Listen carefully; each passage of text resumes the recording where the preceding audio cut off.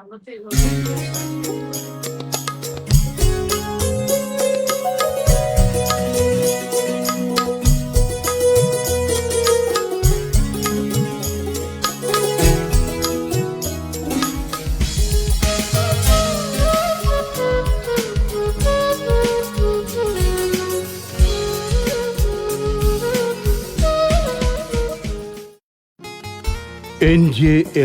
ENT centre আন্তর্জাতিক মানসম্পন্ন একটি হাসপাতাল।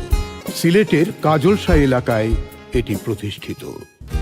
চিকিৎসা সেবাকে ব্রত হিসেবে নিয়ে 2014 সালে NJL প্রতিষ্ঠা করেন দেশ বরেণ্য ENT চিকিৎসক সিলেটের কৃতি সন্তান ডাক্তার নুরুল হুদা নাইম।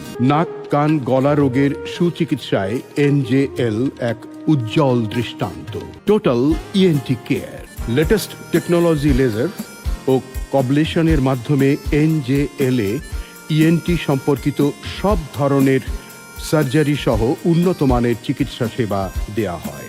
NJL এ রয়েছে বিশেষজ্ঞ চিকিৎসক সহ রোগীর নিবিড় পরিচর্যার জন্য নিবেদিত প্রাণ দক্ষ সেবিকা টিম। NJL total ENT care, 15 Kajalshah Osmani medical road, Sylhet. সুপ্রিয় দর্শক, সবাইকে আমন্ত্রণ জানাচ্ছি NJL হসপিটাল আয়োজিত হেলথ টক আয়োজিত স্বাস্থ্য কথার আজকের পর্বে। সাথে রয়েছি আমি ডক্টর শাবনাজ আফরিন। দর্শক, আজকে আমরা যে বিষয়টি নির্ধারণ করেছি আমাদের কথা বলার জন্য তা হলো থাইরয়েড সমস্যা, যা সবার জন্য জানা অত্যন্ত জরুরি। থাইরয়েড আমাদের শরীরে খুব গুরুত্বপূর্ণ একটি গ্রন্থি, যা মেটাবলিজম থেকে শুরু করে হৃদস্পন্দন, ওজন নিয়ন্ত্রণ, এমনকি মানসিক স্বাস্থ্যের উপরও প্রভাব ফেলতে পারে। থাইরয়েড গ্রন্থির কার্যক্রমে কিন্তু সমস্যা দেখা দিলে তৈরি হয় বিভিন্ন ধরনের জটিলতা। এই বিষয় সম্পর্কে আমরা আরো অনেক বিস্তারিত আলোচনা করব। এই বিষয়ে বিস্তারিত আলোচনা করার জন্য আমাদের সাথে সংযুক্ত হয়েছেন দুজন বিশেষজ্ঞ চিকিৎসক। আমাদের সাথে রয়েছেন প্রফেসর ডাক্তার কামরুল হাসান তরফদার, অধ্যাপক অবসরপ্রাপ্ত, বাংলাদেশ মেডিকেল বিশ্ববিদ্যালয়, নাক কান ও গলা বিশেষজ্ঞ ও হেড নেক সার্জন। আমাদের সাথে আরো রয়েছেন ডাক্তার নুরুল হুদা নাইম, নাক কান ও গলা বিশেষজ্ঞ ও head neck surgeon, Sylhet MAG Osmani medical college হাসপাতাল। স্যার, আপনাকে আমন্ত্রণ জানাচ্ছি আমাদের আজকের অনুষ্ঠানে। ধন্যবাদ আপনাকে। আসসালামু আলাইকুম প্রিয় দর্শক, আপনাদেরকে স্বাগতম জানাচ্ছি আজকের আমাদের এই এঞ্জেল হসপিটাল স্বাস্থ্য কথা। আজকে আমরা অত্যন্ত গুরুত্বপূর্ণ একটা বিষয় নিয়ে কথা বলছি। বুশরা ইতিমধ্যেই বলেছেন যে আমাদের থাইরয়েড সমস্যা, যে তথ্যগুলো আমাদের সবার জানা জরুরি, কারণ এটা একটা ছোট্ট গ্রন্থি কিন্তু পুরা বডিটাকে সে নিয়ন্ত্রণ করে। জি, থ্যাংক ইউ স্যার। আমরা আমাদের বিস্তারিত আলোচনায় যাব, কিন্তু তার আগে আপনার কাছ থেকে জেনে নিব থাইরয়েড কি। কারণ স্যার, এটি যদি আমরা না জানি তাহলে হয়তো আমাদের দর্শকদের কিন্তু আমাদের বিস্তারিত আলোচনাগুলো বুঝতে সুবিধা হবে যদি আমরা প্রথমেই জেনে নিই যে থাইরয়েড আসলে কি। ধন্যবাদ আপনাকে শাবনাজ। প্রিয় দর্শক, থাইরয়েড হচ্ছে আমাদের একটা এন্ডোক্রাইন গ্রন্থি।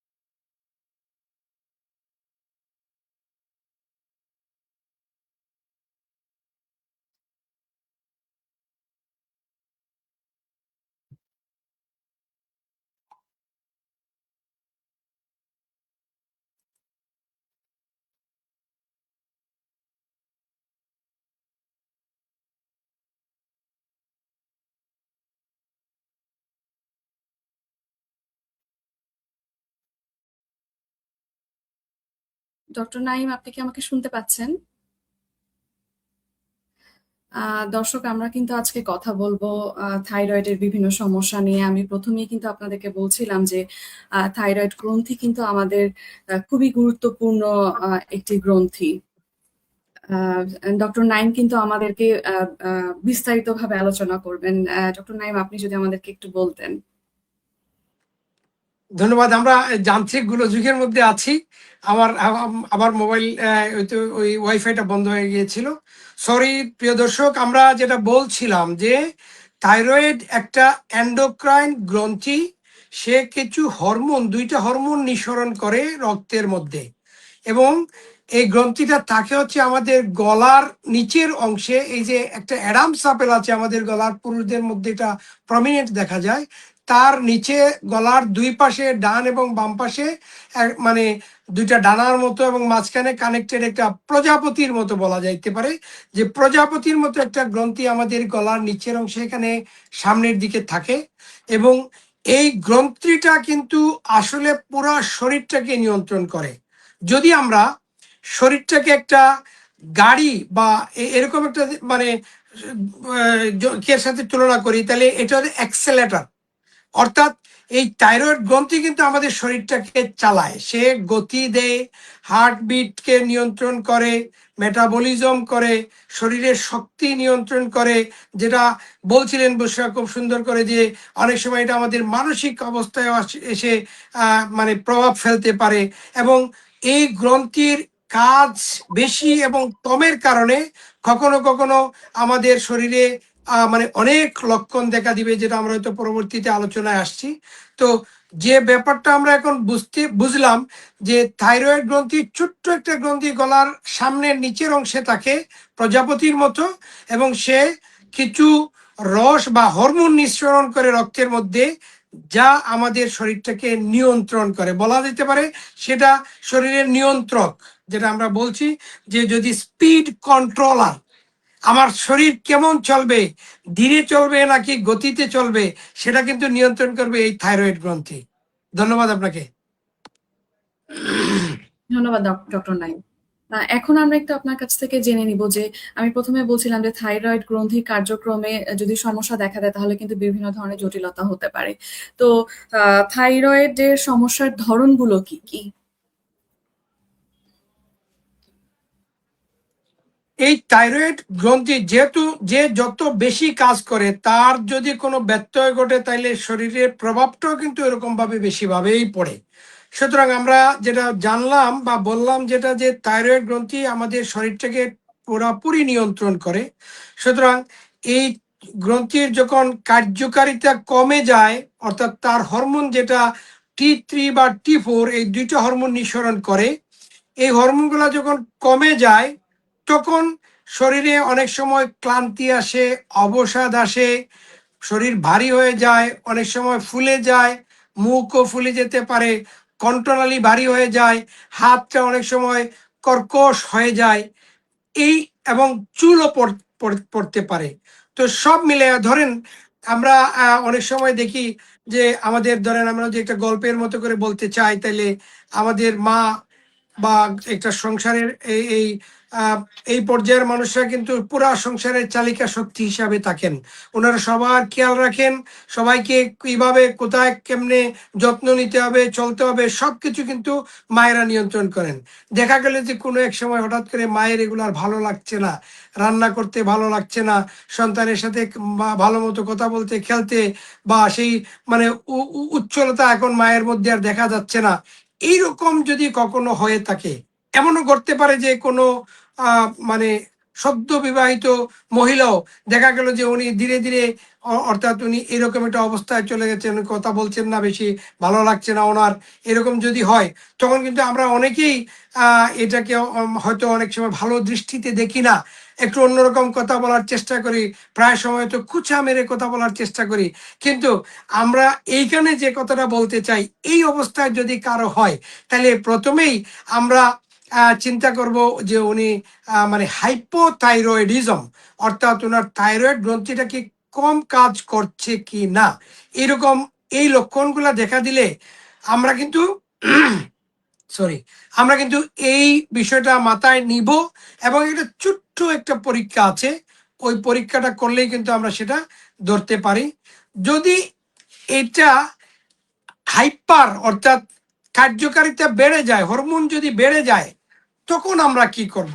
তখন হবে, অর্থাৎ আপনি দেখবেন স্বাভাবিক, কিন্তু দেখা যাবে যে ওই মানুষটার বুক ধড়ফড় করছে, তার অস্থির অস্থির লাগছে, ক্ষুধা বেশি হচ্ছে, কিন্তু খাওয়ার পরও ওনার ওজন কমছে, বাড়ছে না, এরকম অস্থির এবং রাগান্বিত থাকবেন অনেক সময়, এরকম, অর্থাৎ এটাকে বলছে হাইপার থাইরয়েডিজম, অর্থাৎ থাইরয়েড গ্রন্থিটা ওভার অ্যাক্টিভিটি দেখাবে, অনেক বেশি বেশি কাজ করবে, বেশি হরমোন হয়ে যাবে।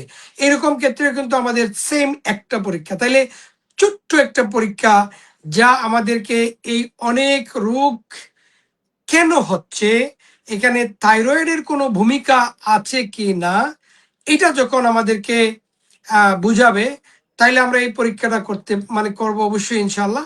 এই পরীক্ষাটার নাম হচ্ছে TSH, থাইরয়েড স্টিমুলেটিং হরমোন।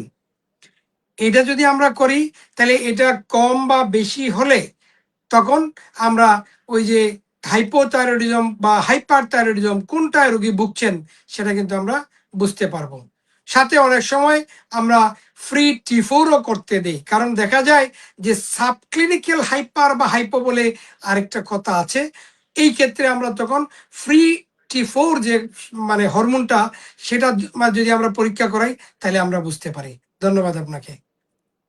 ধন্যবাদ ডক্টর নাইম। আমি একটু আপনার কাছ থেকে জেনে নিব যে আপনি বলছিলেন যে হাইপো এবং হাইপার থাইরয়েডিজম, তাহলে থাইরয়েডের এই সমস্যার ধরন কয়টি রয়েছে? আচ্ছা, তাহলে এটা গেল ফাংশন জনিত কারণ, অর্থাৎ হরমোনটা সে কম বা বেশি নিঃসরণ করার কারণে যে শরীরে যে সমস্যাগুলো দেখা দেয়, সেটাকে আমরা হাইপার এবং হাইপোর মধ্যে নিয়ে এসেছি। আচ্ছা, এটা সম্ভব। আমরা আরো দুই ধরনের প্রবলেম থাইরয়েড থেকে পাইতে পারি। একটা শব্দ হচ্ছে কেন জানি, হ্যাঁ, তো এই আরো দুইটা সমস্যা হইতে পারে। সেটা হলো যে এই থাইরয়েড গ্রন্থিটা কিন্তু এখানে একটা মিরাকল আছে। থাইরয়েড গ্রন্থিটা হাইপার বা হাইপো দুইটার ক্ষেত্রেই কিন্তু বড় হইতে পারে, আবার একদম অ্যাজ ইউজুয়াল সাইজ থেকেও কিন্তু তার ফাংশন কম বেশি হইতে পারে। আরেকটা বিষয় হলো যে ফিজিওলজিক্যাল কন্ডিশনে কিন্তু অনেক সময় থাইরয়েডের গ্রন্থিটা ফুলে যেতে পারে। এই ফুলাটা হচ্ছে থাইরয়েড গ্রন্থির আরেক ধরনের সমস্যা, যেটাকে আমরা একটু পরে বলছি। তো সেটা ফিজিওলজিক্যাল কারণে হইতে পারে। তাহলে আমরা চার ধরনের ডিজিজের কথা বলবো এখানে। একটা হচ্ছে হাইপোথাইরয়েডিজম, যেটা কমনলি আমরা পাই। আরেকটা হচ্ছে হাইপার থাইরয়েডিজম, অর্থাৎ গ্রন্থিটা বেশি ফাংশন করবে, তার হরমোন বেশি নিঃসরণ করবে। আরেকটা হচ্ছে যে থাইরয়েড গ্ল্যান্ডটা ফুলে গেল বা আমরা যেটাকে বলি নডিউল হয়ে যাওয়া। সেই ক্ষেত্রে ম্যাক্সিমাম ক্ষেত্রে কিন্তু এই নডিউলটা বিনাইন থাকে। আর আরেকটা হচ্ছে থাইরয়েড ক্যান্সার, যেটা আমাদেরকে অবশ্যই অতি তাড়াতাড়ি আমাদের সেটাকে অ্যাড্রেস করতে হবে এবং উপযুক্ত চিকিৎসা করলে সেটা ভালো হয়। তো যে কথা বলছিলাম ডক্টর শাবনাজ, যে আমরা দর্শকদের উদ্দেশ্যে যেটা বলতে চাচ্ছি, যে এই হাইপার বা হাইপোথাইরয়েডিজমের কারণে যখন গ্রন্থিটা ফুলবে, সেই ক্ষেত্রে কিন্তু আমাদের একটা আছে যে সবসময় যে রোগ হবে এমন কিন্তু না, এবং সবসময় যে একদম সার্জারি করে ফেলতে হবে ব্যাপারটা এমনও না। আমরা আমরা এই ফিজিওলজিক্যাল কন্ডিশন, অর্থাৎ মেয়েদের বয়সন্ধিকালে কিন্তু এই হরমোনের চাহিদাটা শরীরে বাড়ে। সেই ক্ষেত্রে অনেক সময় দেখা যায় যে এই হাইপোথাইরয়েডিজম দেখা যেতে পারে। সেই ক্ষেত্রে আমরা কিন্তু TSH পরীক্ষা করে ছোট্ট একটা ট্যাবলেট দিলে, সাপ্লিমেন্ট দিয়ে, অর্থাৎ ওনাকে একটু সাপোর্ট দিয়ে দিলে, তাইলে কিন্তু এটা আর কোনো রোগ বা এরকম হয় না। আরেকটা আছে প্রেগনেন্সি পিরিয়ড। মহিলাদের যখন প্রেগনেন্সি হয় তখনও কিন্তু হাইপোথাইরয়েড ডেভেলপ করতে পারে, অর্থাৎ শরীরের ডিমান্ড বাড়বে, সেই অনুপাতে থাইরয়েড গ্রন্থিটা যদি ওই পরিমাণের হরমোন নিঃসরণ করতে না পারে, তখন আমরা এই হাইপোথাইরয়েডিজমটাকে বাইরে থেকে সাপ্লিমেন্ট দিয়ে ওনাকে চালাবো। এবং এটা খুবই জরুরি একটা প্রসঙ্গ, প্রিয় দর্শক, আপনারা একটু মনে রাখবেন যে প্রেগনেন্সির সাথে হাইপোথাইরয়েড কিন্তু ওতপ্রোতভাবে জড়িত। এবং প্রথম 3 মাসের মধ্যে এই TSH পরীক্ষাটা আমাদের গাইনোকোলজিস্ট বিশেষজ্ঞ যারা আছেন ওনারা দেন, এবং ওই অনুপাতে ওনারা চিকিৎসাও করেন। সুতরাং অবশ্যই একজন গর্ভবতী মায়ের প্রথম 3 মাসের মধ্যেই কিন্তু ওনার অবশ্যই এই টিএসএইচ পরীক্ষাটা করতে হবে। যদি প্রয়োজন হয় তাহলে ওনাকে আমরা ঔষধের সাপোর্ট দিতে হবে। কেননা যদি এই হাইপোথাইরয়েডিজমটা প্রেগনেন্সিকালীন সময়ে চলতে থাকে তখন কিন্তু মানে বাচ্চারও বুদ্ধি বিকাশে, শরীর বিকাশে কিন্তু সমস্যা ঘটাবে। তো এই ক্ষেত্রে এটা কিন্তু খুব ইম্পর্টেন্ট, অর্থাৎ প্রেগনেন্সিকালীন সময়ে থাইরয়েডের ফাংশনটা আমাদের নিয়ন্ত্রিত আছে কিনা, ঠিক আছে কিনা, এটা কিন্তু আমাদের অবশ্যই দেখতে হবে। তাহলে আমরা 4 ধরনের রোগের কথা বললাম। বুশরা প্লিজ, যে আমরা প্রথমে বলছি হাইপোথাইরয়েডিজম, যেটা কমন সবার ক্ষেত্রেই ম্যাক্সিমাম ক্ষেত্রেই পাওয়া যায়। আরেকটা বললাম আমরা হাইপার থাইরয়েডিজম, যে হরমোন যখন বেশি হয়ে যাবে। আরেকটা বললাম যে হরমোন একদম নর্মাল, তাও কিন্তু গলায় একটা ফুলা বা একটা চাকা হয়ে যেতে পারে থাইরয়েড, যেটা ডোক গিলার সাথে উপরে বা পানি খাওয়ার সময় উপরে নিচে উঠানামা করবে। এইটা ধরে নিতে হবে অবশ্যই একটা থাইরয়েড সোয়েলিং। এই থাইরয়েড সোয়েলিং বা থাইরয়েড নডুল হইতে পারে। আরেকটা হচ্ছে এই নডুলটা অনেক সময় ক্যান্সারে পরিণত হইতে পারে, থাইরয়েড ক্যান্সার। তাহলে এই 4 ধরনের রোগ আছে এবং সবটার কিন্তু চিকিৎসা আছে, এবং চিকিৎসা করলে 100% ভালো হওয়ার সম্ভাবনা, মানে একদম 100% সম্ভাবনা আছে। সুতরাং ভয় পাওয়ার কোনো কারণ নাই। আমাদের তথ্যগুলো জানা দরকার, সময় মতো ছোট্ট একটা পরীক্ষা করা দরকার, প্রয়োজনে ছোট্ট একটা ট্যাবলেট খাওয়া দরকার। ধন্যবাদ। ধন্যবাদ ডক্টর নাইম। আমরা আসবো, আমাদের আরো বিস্তারিত আলোচনায় আমরা স্যার মনে হয় আসবো। ঢুকছেন, আপনি একটু ঢুকতে পারেন। স্যার ঢুকছিলেন তো মনে হয়, কামরুল হাসান স্যার ঢুকছেন সম্ভবত। আচ্ছা, কামরুল হাসান স্যার ঢুকলে আমরা স্যারের সাথে কথা বলবো। ততক্ষণে ডক্টর নাইম আমরা আপনার সাথে একটু কথা বলি। তো আমি এবার যে প্রশ্নটি করবো তা হলো, কারা সবচেয়ে বেশি ঝুঁকিতে থাকে?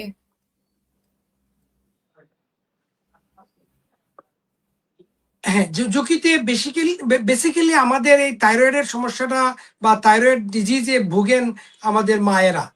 তো যে সমস্ত অঞ্চলে আয়োডিনের অভাব, মানে উত্তরাঞ্চলে বেশিরভাগ ক্ষেত্রে দেখা যাচ্ছে যে আয়োডিনের অভাবে এই রোগটা হচ্ছে জেনেটিক, যাদের অর্থাৎ আগে মায়ের ছিল বা এরকম মানে জেনেটিক ভাবে যাদের, তাদের ক্ষেত্রেও আসে।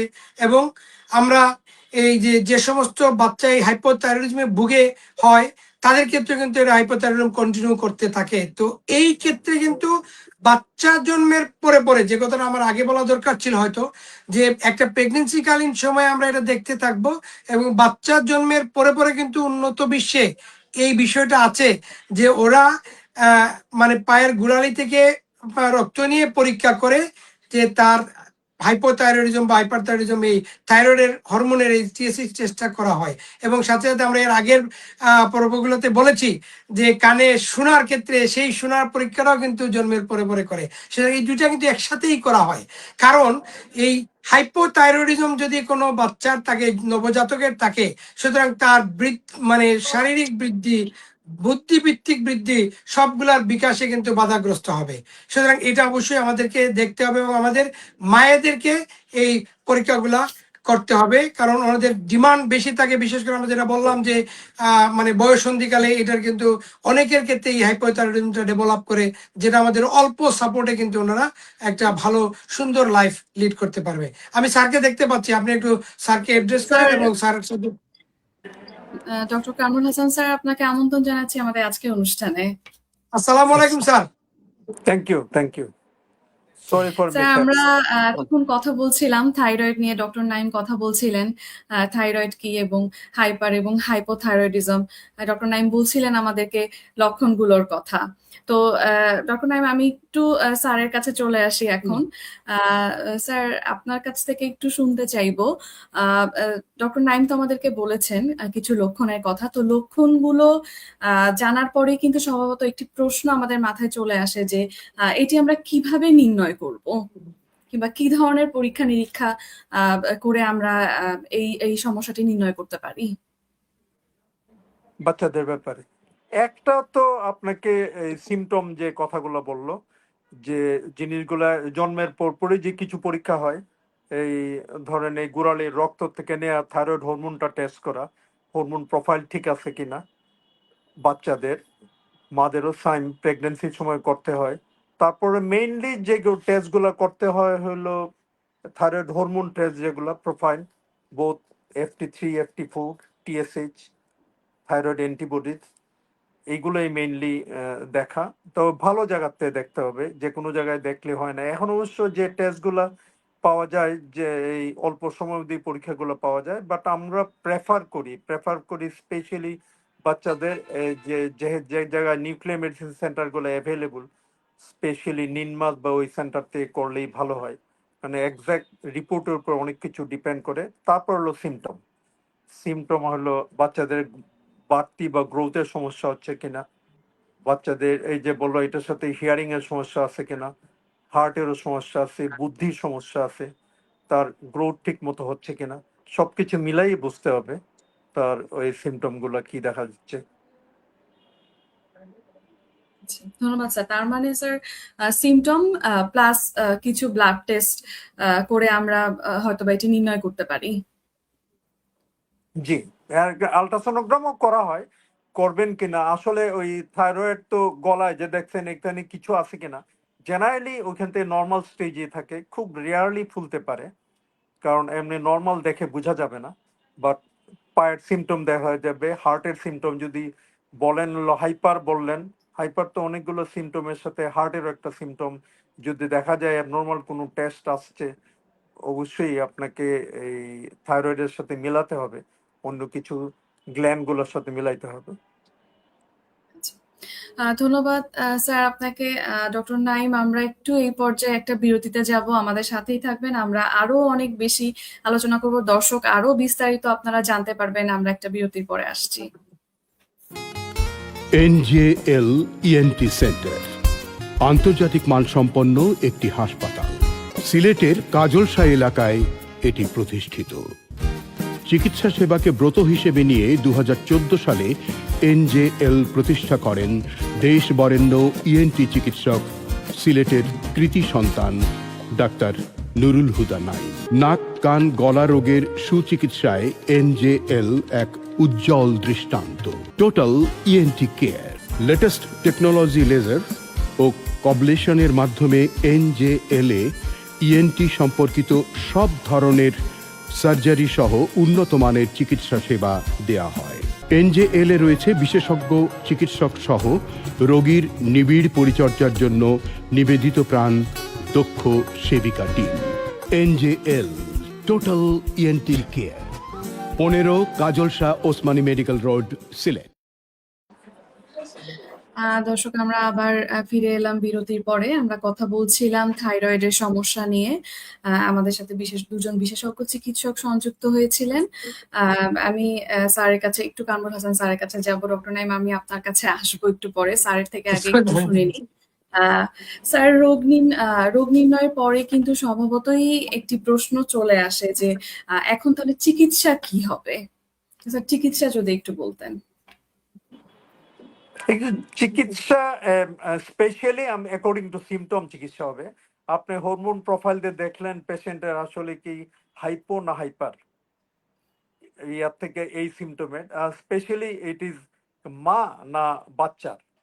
তো বাচ্চা সিমটমে আমরা প্রেফার করি হলো সিস্টেমগুলো প্রপারলি। আমাকে যদি বলেন, I refer this patient to the proper centre. যেহেতু আমি ঢাকায় অবস্থান করি, স্পেশালি আমি পেশেন্টকে নিনমাসে পাঠাই, কারণ আমরা হরমোন প্রোফাইলটাও দিব, যে আপনি থাইরয়েড হরমোন কিভাবে দিবেন, বাচ্চা কিভাবে খাবে, কতটুকু দিবেন, বাচ্চার আয়োডিনের দরকার আছে কিনা, আর কোনো অ্যান্টিবডি দেখার সুযোগ আছে কিনা। ধরেন আপনি থাইরয়েড প্রোফাইলে তখন অনেক কিছু মেডিসিন অ্যাভেলেবল, মেডিসিনগুলো কিভাবে দিবেন। হাইপার হইলো সেম, হাইপারে আপনি কিভাবে ড্রাগগুলো ইউজ করবেন।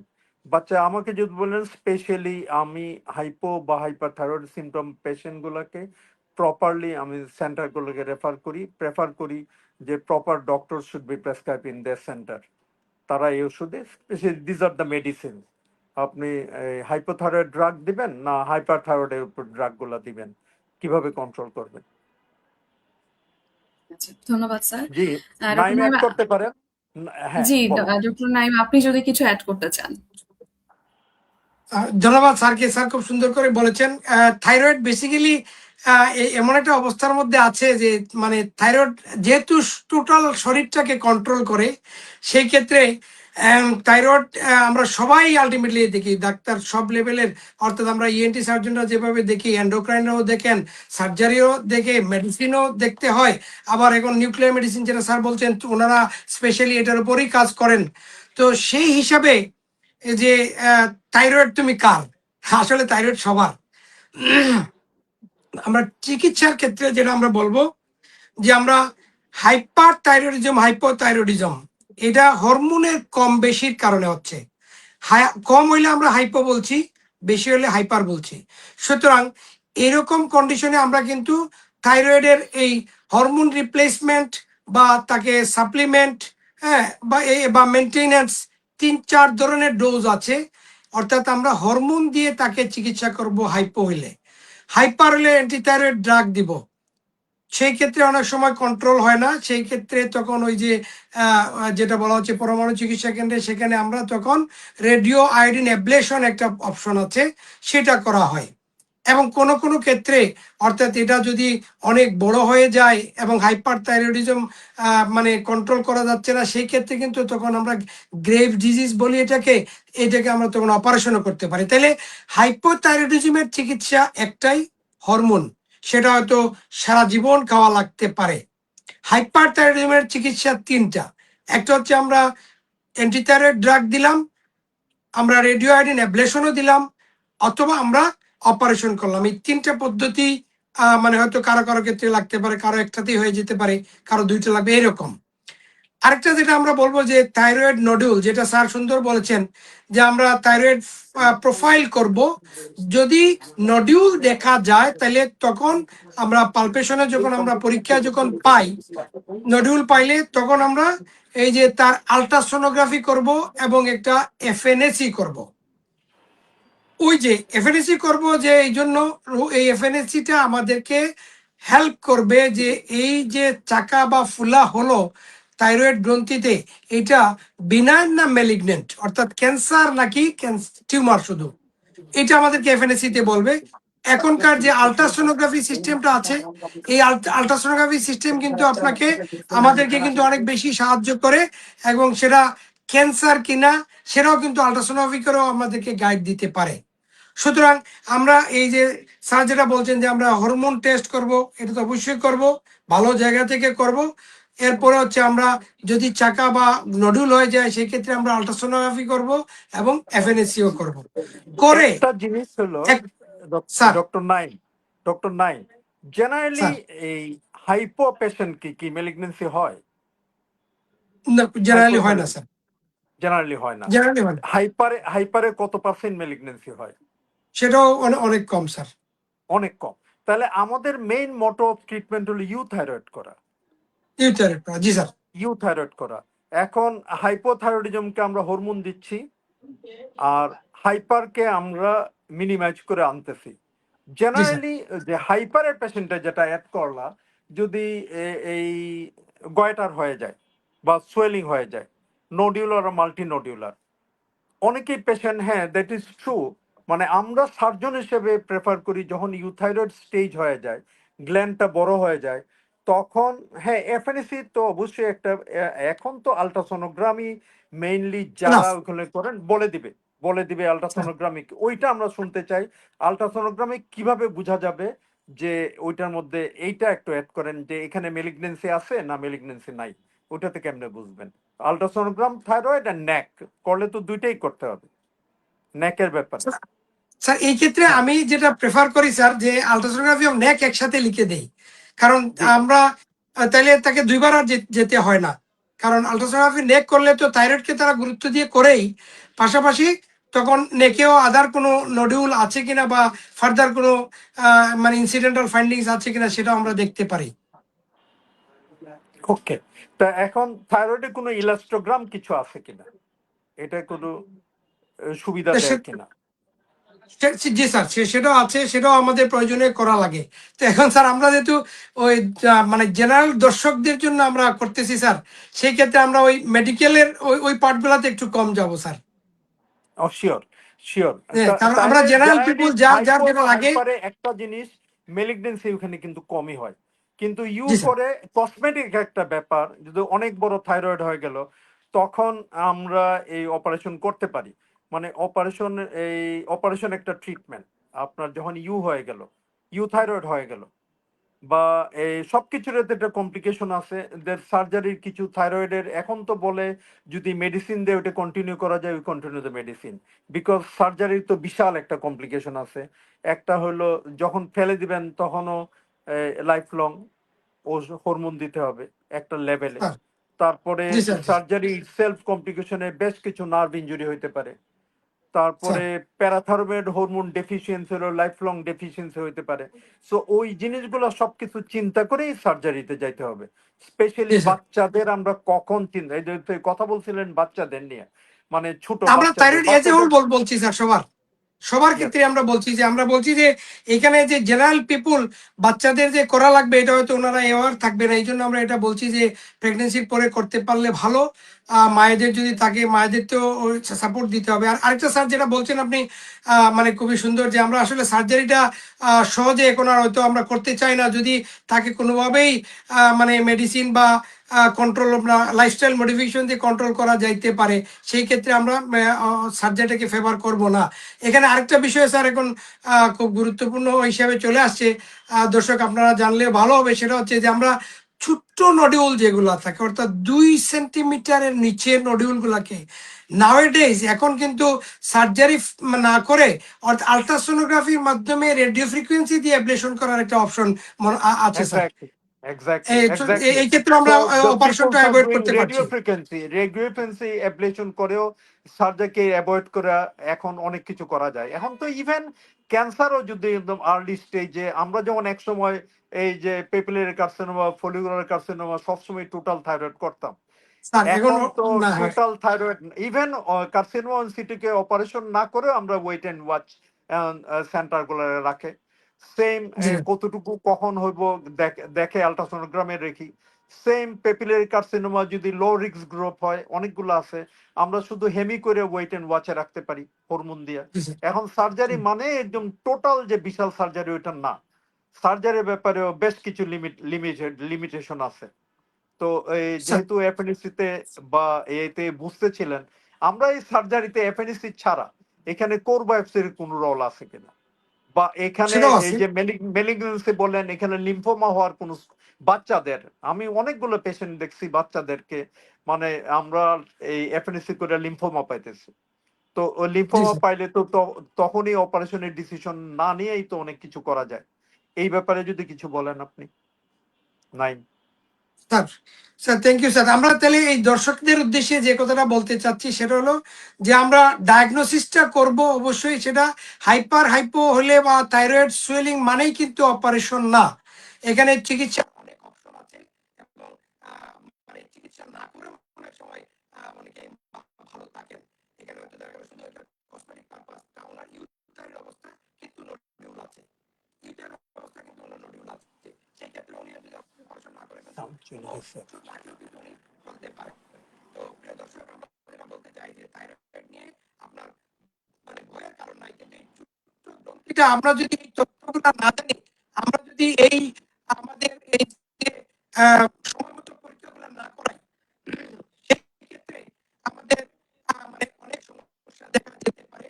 সেটা হলো বাচ্চাদের ক্ষেত্রে বৃদ্ধি এবং শারীরিক বুদ্ধি সবকিছু, এবং বয়স্কদের ক্ষেত্রে বা এটাও পুরুষ মহিলা 2 গ্রুপের কিন্তু এই রোগ হইতে পারে। সুতরাং এখানে আমাদেরকে যেটা করতে হবে যে মানে এই রোগটা একজন খুব চঞ্চল একজন মানুষকে খুব শান্ত করে দিয়ে দিতে পারে, ওনার হয়তো কর্মক্ষমতা বা কর্ম স্পৃহা কমিয়ে দিতে পারে। সেই ক্ষেত্রে আমরা হয়তো মানে স্বাভাবিকভাবে বিবেচনা না করে এই থাইরয়েডের কথাটা যদি আমরা বিবেচনা করে ওনাকে এই হরমোনটা টেস্ট করায় দেখি যে ওনার এই মানে হরমোন জনিত কোনো সমস্যা আছে কি না। সুতরাং এইটা একটা অবশ্যই আমাদের মাথায় রাখতে হবে। আমরা এই টেস্টটা, আমার মনে যে মানে এরকম সিমটমস কারো দেখা দিলে অবশ্যই আপনি করাবেন। আর আরেকটা হলো যে আমরা বলছি যে অপারেশন সবসময় জরুরি না, অপারেশন করতেই হবে এমন কোনো কথা নাই, এবং অপারেশনের কিছু মডিফিকেশনও আছে। সেই মডিফিকেশনটাও কিন্তু এখন সেন্টার টু সেন্টার অনেক সময় ভেরি করে। পাশাপাশি আমরা বলছি যে আল্ট্রাসোনোগ্রাফি গাইডেড অপারেশন ছাড়াই 2 সেন্টিমিটারের নিচে মানে যে নডুল থাকবে সেটাকে আমরা অ্যাবলেশন করে দিতে পারবো। আরেকটা হচ্ছে যে কসমেটিক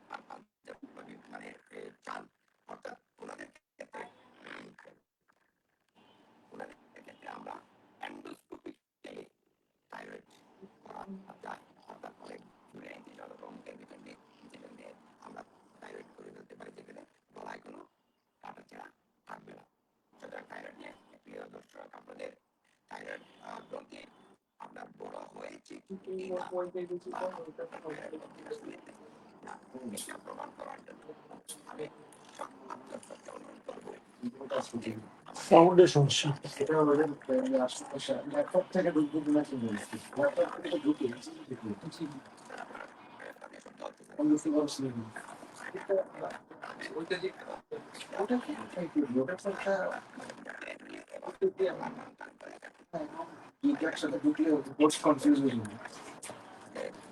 ওটাতে ঢোকাতে বন্ধ করে দিন।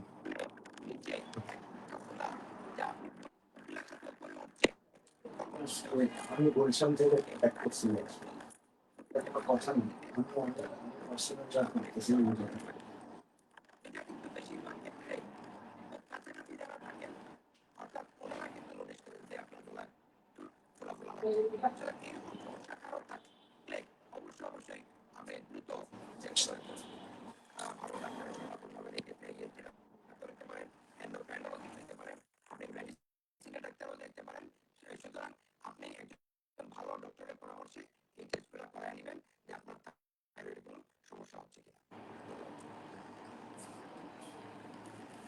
ধন্যবাদ ডক্টর নাইম। আমি একটু স্যারের কাছে আসবো। স্যার, এখন একটা বিশেষ বিষয় নিয়ে আমি একটু আপনার কাছে জানতে চাচ্ছি যে থাইরয়েড হলে সন্তান ধারণে কোনো সমস্যা হয় কিনা। এটি স্বভাবতই কিন্তু আমাদের দর্শকদের মনে প্রশ্ন আসতে পারে। কিসের সমস্যা পারবেন? সন্তান ধারণে কোনো সমস্যা হয় কিনা। থাইরয়েডে যদি হরমোন কন্ট্রোল থাকে সন্তান ধারণে কোনো সমস্যা নাই। আপনাকে ওই হাইপোথাইরয়েডিজম হলে তো সমস্যা হইতে পারে, বাট হরমোন লেভেলটাকে ক্লিয়ার করলে পরে ভয় পাওয়ার কিছু নাই। অনেকে যেটা মনে করেন যে ওষুধ বন্ধ করে দিলেই ভালো হবে, যে উনি ধরেন এই এই থাইরয়েড ড্রাগগুলো খাচ্ছিলেন, যে ড্রাগ খাওয়ার জন্য হয়তো মিসক্যারেজ হবে বা বাচ্চা ভালো হবে না। কারণ জিনিসটা হলো, but medicine should be continue. Medicine continue করলে বরং বাচ্চা ধারণ ক্ষমতা বেশি, বাচ্চাটা ভালো হিসেবে জন্ম নেবে। যদি ওইটা হাইপো বা কন্ট্রোল না করেন তাহলে সমস্যা হবে, মানে ওষুধ খেতে হবে এর আগেতে, যদি আচ্ছা, যেটা খান কন্টিনিউ করতে হবে, তাইলে কোনো সমস্যা নেই। আচ্ছা। স্যার, এখন একটু জানতে চাবো যে দর্শকদের উদ্দেশ্যে আপনার কোনো পরামর্শ আছে কিনা। দর্শকদের পরামর্শ হলো, গলা সামনে যদি ফুলে যায়, আমরা আসলে একটা জিনিস হলো 50% অফ দ্য নেক সোয়েলিং আর থাইরয়েড সোয়েলিং। আসলে একটা বয়স সন্ধির সময় একটা মেয়ে যে যখন থাইরয়েড ফুলে, এটা আমরা বলি ফিজিওলজিক্যাল গয়াটা। বডির ডিমান্ড বেশি, একটু আগে প্রফেসর নাইম বলছেন। তো ডিমান্ডের সময় যে কোনো গ্ল্যান্ডের ফাংশন যখন বড় যায়, একটু বড় হয়, এটা নিয়ে ভয় পাওয়ার কিছু নাই। আমরা অবশ্যই হরমোন টেস্ট করব, যদি হরমোন লেভেলে থাকে, নর্মাল থাকে, ফাইন, এটা নিয়ে কোনো সমস্যা নাই, ভয় পাওয়ার কিছু নাই। তারপরে আবার আমাদের কিছু জিনিস আছে, যেমন এগুলা অনেকে আয়োডিন ডেফিসিয়েন্সি বা কিছু মিল্ক আছে যেগুলো মার্কেটে অ্যাভেলেবল, এইগুলা প্লাস এই ধরেন এই কেবেজ, ফুলকপি, বাঁধাকপি, এই ড্রাগগুলার জন্য আয়োডিন ডেফিসিয়েন্সি বেশি থাকে আমাদের। সে প্রমাণ আয়োডিনেটেড সল্ট যাতে আমরা চাই, এবং পেশেন্টের এই যদি গলা স্ফীতি হয় তাহলে অন্য জিনিসগুলো দেখা উচিত। স্পেশালি যে সমস্ত দেশগুলোতে, যেমন কাছে আমাদের দেশে হঠাৎ যুদ্ধ বা যুদ্ধবিধ্বস্ত এরিয়া থেকে পারমাণবিক জিনিসটা হয়, এটা একটা কারণ। এগুলা সব কার্সিনোজেনিক। তো এই সব কিছু মিলাইয়া যখন থাইরয়েড সোয়েলিং হয়, থাইরয়েড সোয়েলিং হঠাৎ করেই চোখে পড়ে।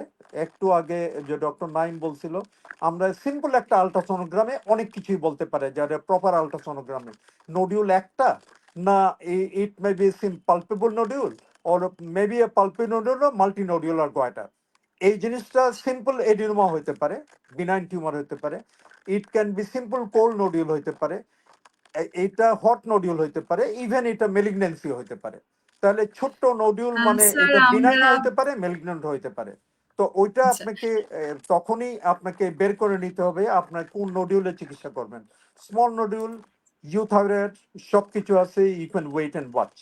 এখন সাইজ একটা ইম্পর্টেন্ট। তারপরে যদি আপনার এফএনসি স্যার, তে আমরা আমাদের আপনার অনুষ্ঠানের মেলিগন্যান্ট সেল একদম আছে, শেষ পর্যায়ে এইটা চলে কি এসেছি স্যার। ডিফারেন্সিয়েটেড না নন ডিফারেন্সিয়েটেড, এটাও লো রিস্ক গ্রুপ না হাই রিস্ক গ্রুপ, এগুলা মিলাইয়া আপনি তো ডিসিশন অলরেডি বোধহয় নাইম বলছে। তারপরে আরেকটা জি। আমরা এখন প্রচুর পাইতেছি মেডুলারি কার্সিনোমা, ওইটা আরেক ধরনের। আর কিছু পাইতেছি আমরা লিম্ফোমা পাইতেছি। সো ম্যালিগন্যান্সি চিকিৎসা হইলেই যে আমরা সবসময় সার্জারি করবো এটা না।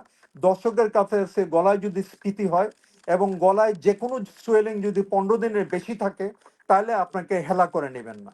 তারপরে যদি আপনার স্বরের পরিবর্তন হয়, অবশ্যই আপনাকে দেখাইতে হবে। যদি গলার মধ্যে ফোলা, সাইডে আরেকটা সোয়েলিং হয়, তাইলে আপনাকে বুঝতে হবে যে এটা মেটাস্টেটিক হইতে পারে। তাইলে যে কোনো সোয়েলিং স্যার আমরা মধ্যদিনে যদি অনুষ্ঠানের আসে, একদম শেষ 15 পর্যায়ে দিনের চলে বেশি এসেছি যদি স্যার। থাকে, তো ইউ হ্যাভ টু আন্ডারস্ট্যান্ড। জি বলেন। স্যার আমরা আমাদের অনুষ্ঠানে একদম শেষ পর্যায়ে চলে এসেছি। আমরা হয়তোবা স্যার ভবিষ্যতে আপনার সাথে আবার সংযুক্ত হব। ডক্টর নাইম, আপনাকে অনেক ধন্যবাদ আমাদের সাথে থাকার জন্য। ডক্টর কামরুল হাসান স্যার, আপনাকে অনেক ধন্যবাদ আমাদের খুব সুন্দরভাবে থাইরয়েডের যে সমস্যাগুলো বিস্তারিতভাবে আলোচনা করার জন্য। আমরা পরবর্তীতে আবার কোনো স্বাস্থ্য বিষয় নিয়ে সংযুক্ত হব। দর্শক, আমরা কিন্তু এতক্ষণ কথা বলছিলাম থাইরয়েডের সমস্যা নিয়ে। থাইরয়েড কিন্তু ছোট একটি গ্রন্থি হলেও কিন্তু এর প্রভাব পুরো শরীর জুড়ে। কিন্তু চিন্তার কোনো কারণ নেই, যদি সঠিক চিকিৎসা সময় মতো নেন এবং সঠিক পরীক্ষা নিরীক্ষা করেন, তাহলে কিন্তু আমরা এই ধরনের সমস্যা সহজেই নিয়ন্ত্রণ রাখতে পারি। সুতরাং সবাই সচেতন হন। আগামী পর্বে আবার দেখা হবে নতুন কোনো স্বাস্থ্য বিষয় নিয়ে। সে পর্যন্ত ভালো থাকুন, সুস্থ থাকুন। আল্লাহ হাফেজ।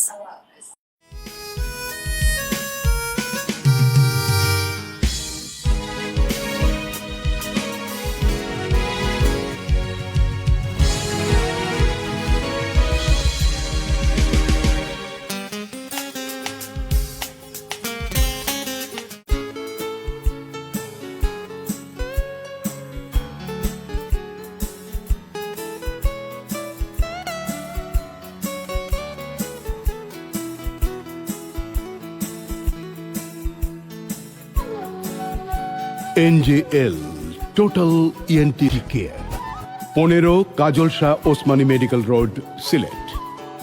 ফোন 0176 722 8844।